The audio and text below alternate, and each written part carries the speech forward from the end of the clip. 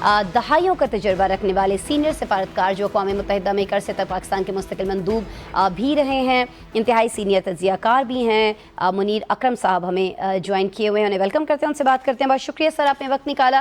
Sir, अमरीकी सदर कहते हैं कि सऊदी अरब, कतर और यूएई की दरख्वास्त पर उन्होंने यह हमला रोक दिया। तो यूएई तो इस जंग में एक तरह से फ़रीक भी है, ईरान कम से कम उसे फ़रीक मानता है। तो आपको लगता है कि इन फ़रीकों के कहने पर ये जो फ़रीक़ैन हैं जिन्होंने ये रिक्वेस्ट की है, इस चीज़ को मज़ीद एक्सटेंड किया जा सकता है? ट्रंप मज़ीद कितना और इंतज़ार या इनफैक्ट सब्र कर लेंगे? जी, मेरे ख्याल में इस वक्त तो यानी कि जाहिर नहीं है कि ये इनकी दरख्वास्त पे ट्रंप साहब ने अपना हमला रोका है जी। या खुद ने फैसला किया है हमला रोकने के लिए, या जो हमले की जो धमकियाँ थी वो सच थी या कोई दिखाने के लिए थी। ये सब सवाल एक तरफ हैं। मेरी नज़र में दोनों दोनों जो फरीकैन, जो प्रिंसिपल फरीकैन हैं इसमें, अमेरिका है और ईरान, वो दोनों चाहते हैं कि जंग वापस जारी ना हो, क्योंकि जंग अगर जारी होगा ईरान का तो नुकसान ज़रूर होगा, पर फिर ईरान के जो वापस में हमले होंगे उससे भी बहुत नुकसान हो सकता है पूरे खलीज में। हॉर्मुज़ बंद रहेगा, तेल की कीमत ऊपर बढ़ जाएगी ज़्यादा, और पूरी इंटरनेशनल इकॉनमी पर बहुत अहम असरात होंगे। इम्पैक्ट होगा। तो मेरे ख्याल में दोनों तरफ चाहते हैं कि मुआहदा हो, और इसमें पाकिस्तान जो रोल अदा कर रहा है मीडिएशन का वो बहुत अहम है। उसका ज़्यादा हम जिक्र नहीं कर रहे हैं, पर वो सब में यानी कि सभी ताकतें जो हैं, जो फरीकैन हैं और जो बाकी बड़ी ताकतें हैं, वो सब चाहते हैं कि पाकिस्तान की जो कोशिशें हैं वो कामयाब। तो ठीक है। अब ये कामयाब जब होंगी जब दोनों तरफ कोई लचक दिखाएं अपनी पोजीशन में, फिर रहो। अच्छा सर, मैं इस पे ज़रूर आऊँगी कि क्या ईरान को लचक दिखानी चाहिए है या अमेरिका को कहीं ना कहीं कॉम्प्रोमाइज़ करना होगा। लेकिन सर, उससे पहले ये जो ट्रंप कह रहे हैं कि खलीजी ममालिक ने उन्हें ये यकीन दहानी कराई है कि मुज़ाकरात जो हैं उनका कोई संजीदा नतीजा जो है वो निकल सकता है, नतीजा खेज़ मराहिल में ये मुज़ाकरात जो है जारी हो गए। तो क्या ये ममालिक किसी और चैनल से ईरान को इंगेज किए हुए हैं? किस बेस पे उन्होंने ये यकीन दहानी कराई है सर? जी, मुझे इल्म नहीं है कि अगर उन्होंने कोई और रास्ते भी ढूंढे हैं। यानी ईरान के साथ जैसे कतर है, कतर ने तो कह दिया कि जी हमारा राब्ता है ईरान के साथ।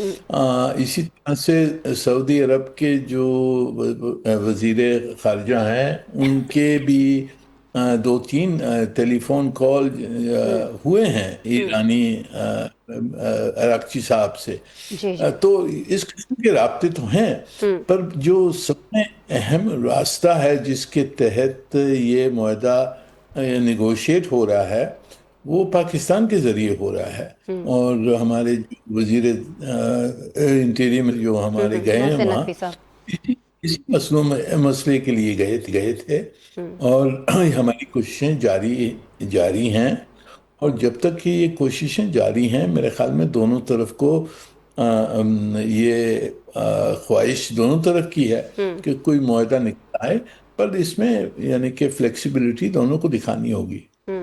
तो सर, ज़्यादा आपको क्या लगता है कि किस मुल्क पर इस वक्त प्रेशर है, जो इस वक्त हालात हैं या जो सिचुएशन बन चुकी है, ईरान के ऊपर ज़्यादा प्रेशर है, या इस चीज़ को सही समझा जाए कि ट्रंप इस वक्त ज़्यादा दबाव में है, अमेरिका इस वक्त ज़्यादा दबाव में है इस सारे मामले को लेकर? जी, मेरी नज़र में दोनों दबाव में हैं। अच्छा। अमेरिका, ट्रंप साहब तो दबाव में हैं क्योंकि यहाँ अमेरिका में उन ये काफ़ी मुखालफत है इस जंग के बारे में। कोई नतीजा नहीं निकला है। ये हमले किए हैं उससे ना रिजीम चेंज हुई, ना मिसाइल ख़त्म हुए, ना जौहरी ताकत पे, ईरान की जौहरी ताकत पे कोई मुआहदा हो सका। तो इनकी ऑब्जेक्टिव्स कोई नहीं पूरी हुई हैं, तो यहाँ इनके ऊपर काफ़ी पॉलिटिकल प्रेशर यहाँ है अंदरूनी। फिर इकोनॉमी जो है वो भी, उस पे भी इम्पैक्ट हो रहा है। तेल की कीमत बढ़ गई है, इन्फ्लेशन हो रहा है, यहाँ गैस प्राइसेस जो पंप के ऊपर वो बढ़ रही हैं, तो प्रेशर है। मुआशी प्रेशर है, पॉलिटिकल प्रेशर है ट्रम्प साहब की। दूसरी तरफ ईरान के ऊपर भी प्रेशर है, जी क्योंकि जी। अभी धमकी दी है कि हम आपको हमला करेंगे, आपके पूरा इंफ्रास्ट्रक्चर तबाह कर देंगे। और दूसरे जो उनके दोस्त भी हैं, ईरान के दोस्त हैं, चीन है, पाकिस्तान है, वो सब कह रहे हैं कि जी मुआहदा कर लें, बेहतर होगा कि कोई कोई एग्रीमेंट हो जाए तो सबके लिए बेहतर होगा। ठीक है। अच्छा सर, ये आपने अपनी गुफ्तगू में भी खुद ही जिक्र किया, हमने अपने इब्तदाई में भी बताया कि कल ही हमारे वज़ीर दाखिला मोहसिन नकवी साहब जो हैं वो इन सारे गैर मामूली हालात में तेहरान का दौरा करके आए हैं। तो क्या ट्रंप का ये जो ट्वीट है, जो मैसेज है, उसके पीछे मोहसिन नकवी साहब की जो मसरूफियात हैं, इसका भी इनपुट कहीं ना कहीं हो सकता है? पाकिस्तान जो एफ़र्ट्स कर रहा है वो भी इसके पीछे हो सकती हैं? जी ज़रूर, देखें ना, ये तो मेरे ख्याल में अखबारात में भी आ गया है कि हमने जो ईरानी नया प्रपोज़ल हमने भिजवाया है जी। अमेरिका को, और अमेरिकन उसको देख रहे हैं। उसमें जो कुछ भी कमी पेशी आएगी तो वो फिर हमें बताएंगे कि जी हमारा क्या मौक़िफ़ है इसके जी। ऊपर, हमारी क्या पोजीशन है। फिर हम वापस ईरान के पास हमने हमने बातचीत करनी होगी। तो ये बैक एंड फोर्थ जो है, ये मीडिएशन में होता रहता है, और ये मीडिएशन जारी है, जैसे ठीक है। नज़र आ रहा है ये पाकिस्तान की मीडिएशन जारी है। ठीक है। अच्छा सर, जो एक माहिर हैं मशरक़ वस्ता के उमूर के डॉक्टर वली नसर, अब ज़ाहिर है कि आप उनके नाम से वाकिफ़ ही हैं, वो ये कहते हैं कि ईरान अपना जो अफज़ूदा यूरेनियम है वो रूस के पास रखवाने के लिए राज़ी है, और रूस भी उसके बदले सिविल या तिब्बी मकासद के लिए कम दर्जे का जो ईंधन है वो फराहम करने पर राज़ी हो गया है। आपको लगता है कि ये एक बेहतरीन मौका हो सकता है ईरान के लिए, ख़ास तौर पर अमेरिका के लिए, कि वो इस सारे मामले से निकलने के लिए इस ऑप्शन को इस्तेमाल करे सर? ये देखें, ये जो इनरिच्ड यूरेनियम पड़ा हुआ है ईरान में, ये एक मसला है। दूसरा दूसरा मसला है कि आगे इनरिचमेंट होगी या नहीं होगी, वो दूसरा मसला है। ये जो जौहरी मसले हैं जी इसमें, जी। ये दोनों चीज़ें हैं। तो ये जो मटेरियल है, ये देखें, जब JCPOA हुआ था, जो पिछला माहदा था, उसमें भी ईरान के पास कुछ इनरिच यूरेनियम था, वो इन्होंने रूस के हवाले कर दिया था। और रूस ने इनकी जो रिएक्टर है उसके लिए लो इनरिच यूरेनियम वापस उनको देता था। तो इस किस्म का तरीका जो है वो फिर भी हो सकता है, इस मुद्दे में भी उसी उसी किस्म का ठीक। तरीका हो सकता है। ठीक है। तो बहुत, यानी कि बहुत पॉसिबिलिटीज तो बहुत सारी हैं कॉम्प्रोमाइज़ की।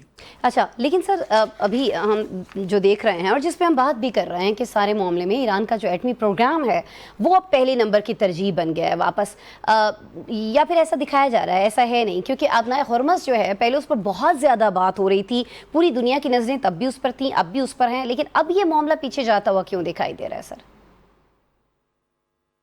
जी, मेरी नज़र में पीछे नहीं गया ये मामला। हॉर्मुज़ का मसला जो है वो पूरी दुनिया के लिए अहम है। अच्छा। पर इसमें जो ईरान ने जो अपना पोजीशन ली है कि हम इसको कंट्रोल करेंगे, मेरी नज़र में ये बहुत मुश्किल मुश्किल होगा। अच्छा। पूरी, मेरे ख्याल में ईरान को इसके ऊपर भरपूर सपोर्ट नहीं मिलेगा अगर उन्होंने कहा कि हम कंट्रोल करते हैं, क्योंकि ये पहले खुला हुआ था, इंटरनेशनल स्ट्रेट था। अगर ये स्ट्रेट पर अगर कब्जा किसका हो जाता है, तो फिर दूसरे स्टेट्स में भी ये इसका इम्कान होता है। मलाका स्टेट में क्या होगा? बाकी जो दुनिया में हाँ। फ्रीडम ऑफ नेविगेशन, ये बिल्कुल। बड़ा प्रिंसिपल है। तो इसके ऊपर मुश्किल सवाल है, इसको हल करना होगा, इसके ऊपर भी ठीक। कॉम्प्रोमाइज करना होगा। ठीक है। पर जौहरी जो मसला है वो दूसरा मसला, वो तो आगे था, पहले वो से। तो पहले से था। अरे सर, मुझे बस ये बता दीजिएगा कि सारे मामले में, जैसे अभी हमने आबनाए हॉर्मोन्स का भी जिक्र किया, तो बीजिंग कहाँ खड़ा है? क्योंकि ट्रंप ने तो कहा था कि चीनी सदर ईरान के मामले पर मेरे हम ख्याल हैं, लेकिन चीन तो ईरान पर दबाव डालता हुआ सर दिखाई नहीं दे रहा है। ये ये देखें, चीन की बड़ी, यानी कि एक बैलेंस्ड पोजीशन। चीन नहीं चाहता है कि ईरान जौहरी ताकत बनाए, यानी कि न्यूक्लियर वेपन्स बनाए। चीन चाहता है कि हॉर्मूज का जो स्ट्रेट है वो खुल जाए, क्योंकि तिजारत उनके ऊपर भी उसका इम्पैक्ट हो रहा है। सही। पर चीन चीन ये भी समझता है कि ईरान के खिलाफ हमला हुआ है, इलीगल हमला हुआ है। अ, ये जो अटैक्स थे अटैक थे इसराइल बिल्कुल। और अमेरिका के, ये इलीगल थे। तो इसलिए वो समझता है कि जी ईरान को भी हक है कि वो जवाब देने का, और ईरान को यानी कि एक तरफा दबाव में नहीं ले आना है। सही। और जो सोल्यूशन होगा वो बैलेंस सोल्यूशन होगा। तो चीन का मौक़िफ़ मेरे ख्याल में बहुत बैलेंस्ड है, और वो ईरान के साथ राब्ते में है, ठीक और है। वो उसकी कोशिशें जारी हैं अपने तौर पर, और पाकिस्तान के तौर पर पाकिस्तान की मीडिएशन के तहत ये उनकी भी सपोर्ट, पाकिस्तान को उन्होंने खुल के कह दिया ना कि Pakistan should accelerate its mediation efforts. जी तो जी चीन बिल्कुल। की support हमारे efforts के लिए बिल्कुल भरपूर है।